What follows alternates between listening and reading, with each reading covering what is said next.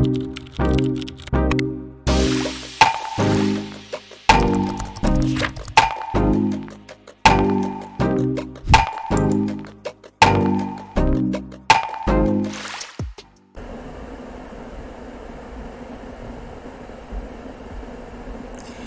everyone, hello and welcome to my podcast, my weekly podcast that I record here at TKGHQ. Now, I normally do my podcast on a Friday night or Saturday night.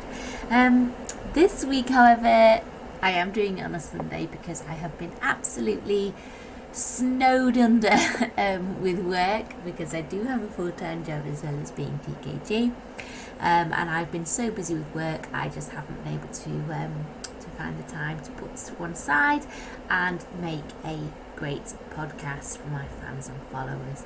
So I thought, I have a few hours free this evening, I would spend some time, some dedicated TKG time for my fans and followers here on YouTube and also over on Discord and all the other places that people follow me. So that is why I'm recording it tonight.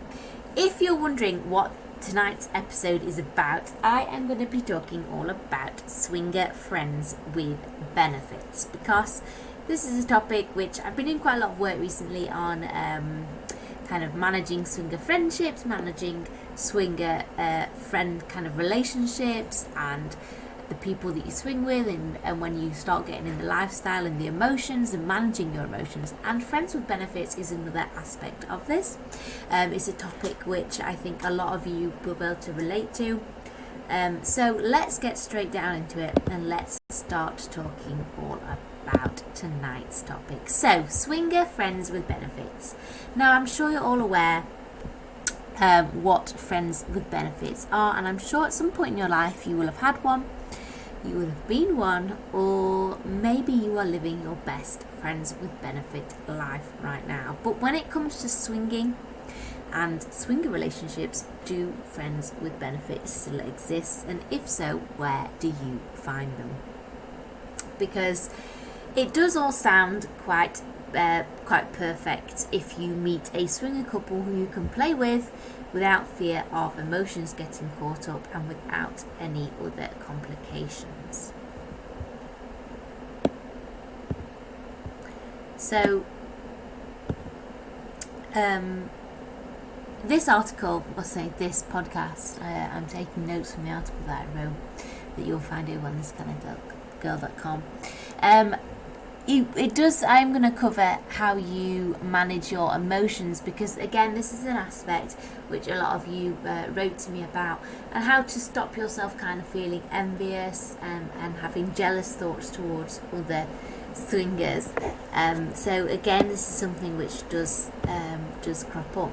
Now I'm going to start looking at, is it good having swinger friends with benefits? What are the plus points? Now, if you meet a long-term couple enjoying the swinger lifestyle, then chances are they are a stable couple who communicate well and have a deep understanding of one another. Long-term in swinger world usually spells less drama, and when it comes to swinging and ethical non-monogamy, the less drama the better. Now, this is not to say that you can't or shouldn't swing or play with people who've not been together for as long, but if you kind of get to know a couple who have been together for a long time, then chances are they are already an established couple, they are already a rock solid couple usually. If a couple have been together for a number of years, then usually their emotional bonds will run deep. So they are usually quite kind of impenetrable. They are simply seeking out sex with other people, sex with the swingers, and not looking for anything emotional. Now, this is not to say that younger people who've not been together as long are going to be not as rock solid, but it's just what I've noticed in the lifestyle. If you don't have a lot of time to attend swinger parties or clubs, then having swinger friends with benefits can be a better option for swapping. Now, I know that very often when we go to swing clubs, when I go to clubs and parties, it is quite kind of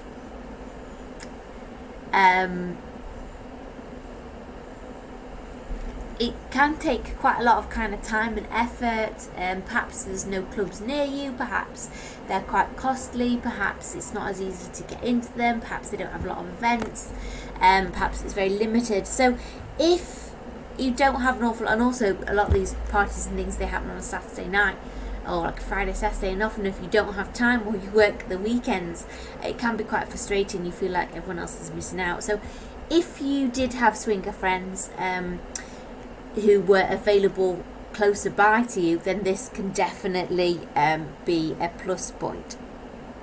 Now, sometimes having swinger friends with benefits is safer. I don't need to tell you that meeting and playing with people you don't know does come with more of a risk. Now, of course, you should always use protection anyway, but the more people you are exposed to and the more people they have been exposed to, the greater the risk of any potential nasties. Now, I'm not saying that a swinger friend with benefit couple aren't going to come with the same risk. Of course, have to treat all people with caution. You always have to take care and take steps to keep yourself safe. But if you're in a club environment, then you do expose yourself to a lot more people. Whereas with a swinger friends type situation, you can probably talk about these things more freely, and it's a little bit safer as well. Now, another great thing about having swinger friendship is that you have people to talk about the lifestyle with. This is something which is hugely popular. It's something which one of the reasons why I started my Discord basically was because I wanted people to have a community. I wanted people to be able to talk about the lifestyle in a safe environment. Now, it can sometimes leave you feeling a little bit isolated if you are a swinger, because especially if you come from a smaller community or you don't have people around you who are swingers, it can feel a little bit lonely. I know that's a really weird side effect of the lifestyle. You wouldn't think so, would you? But it is. And when you meet like-minded people who you can discuss your love of the lifestyle with, it can be exciting and reassuring. Now, I'm now going to touch on a few perhaps of the negative aspects of having swinger friends with benefits, and I'm going to be asking, is it bad having swinger friends with benefits? Now, a few things that I have given people advice on, a few things that people have written to me about, is that you may be more invested in them than they are in you, which can ultimately lead to resentment and rejection. I know, I've been there. You arrange a swinger date with their schedule in mind, they cancel, you rearrange it, they turn up late, you still like them, but you feel a little bit rejected, and ultimately you feel like you are doing all the work, or perhaps you are the ones who are always reaching out to them to make conversation, to get the ball rolling, to discuss things, to discuss plans.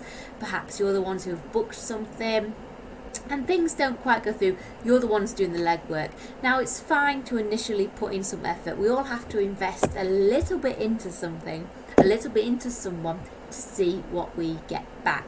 This is something which I don't just apply to swinger life, I apply it to life in general. I'm sure you are aware of this. I invest a little bit of myself, my time, my attention, my affection, and then I see what I get back. Now, if you just keep investing in people and you're not getting what it is you want back, or you're not getting that match, that's a really good indicator. So stop investing, stop giving more than you're getting back, because you will feel rejected. So just keep it real, guys and girls. Be realistic and take the things that you are given, or the indicators that you are kind of presented with, that is the facts, okay?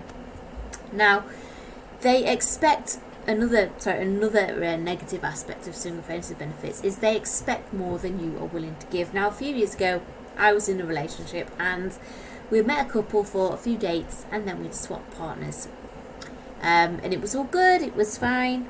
They then sent us a message asking if we wanted to go on a date with them, but swap partners for the date. Now, in my book, swapping partners for sex is fine, but this was all the swapping that I am interested in. I don't want to date other people. I don't want to go on a date and then swap partners for that date and that's it, like a vanilla date. But no, that for me personally, that's not my thing. So again, it's all about kind of discussing what it is you want to get out of it. But for me, that is something which is not part of my swinger world. Now, another negative aspect, and this is something which people have written to me about very recently, is that they may feel rejected if you decide you no longer want to swing with them or you want to take a break from their lifestyle.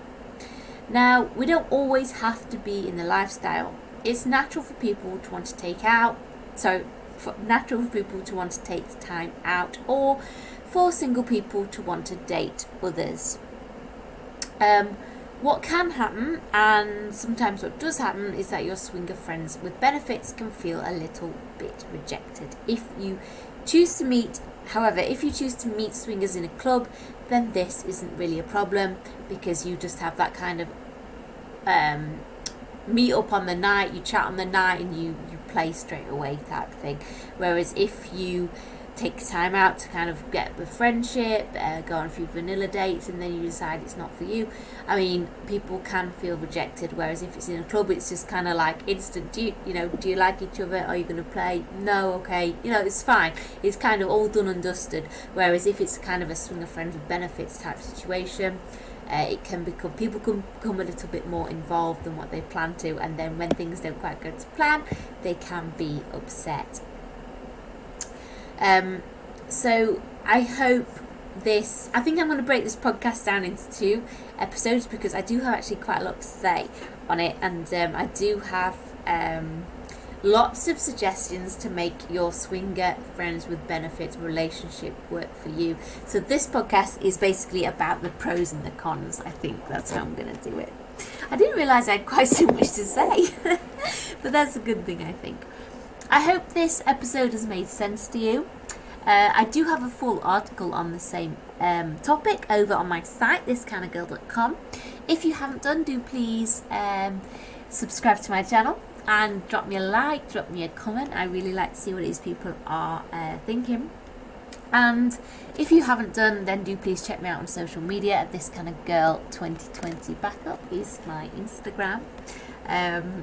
Come and follow me, come and check me out.